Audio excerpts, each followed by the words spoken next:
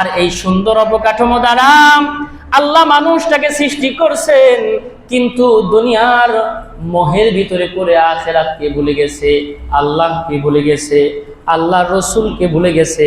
বলে এই সুন্দর মানুষের আর কোনো দাম নাই। বলে এই সুন্দর মানুষটা জানোয়ারের চাইতেও নিকৃষ্ট হয়ে গেছে। কথা বলেন ঠিক কিনা?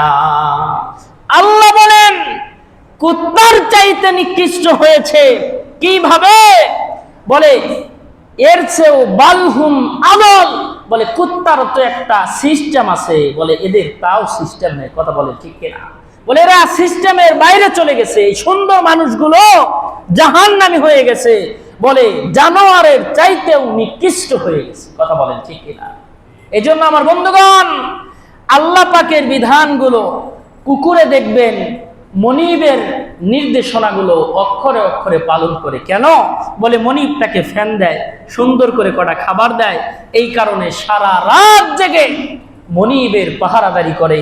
অথচ যেই আল্লাহ সদা সর্বদা দিনে রাইতে রিজিকের ব্যবস্থা করে, যেই আল্লাহ তাআলা খাওয়ায়, ওই আল্লাহকে সেজদা না দিয়া ফজরের সময় কুকুরের চাইতে জানোয়ার যারা, তারাই একমাত্র ঘুমায় থাকে। কথা বলেন ঠিক কিনা? মাফ করবেন, শুনতে যদিও খারাপ লাগে, এটাই বাস্তবতা। আল্লাহ পাকের সুন্দর মানুষকে বানিয়েছেন। এই মানুষ যদি আল্লাহ পাকের বিধানগুলো পালন করে, মানে তারাই কেবল দুনিয়ায়ও সুন্দর, আল্লাহ আখিরাতেও সুন্দর বানায়া দিবেন। সকলেই পড়ি আমিন।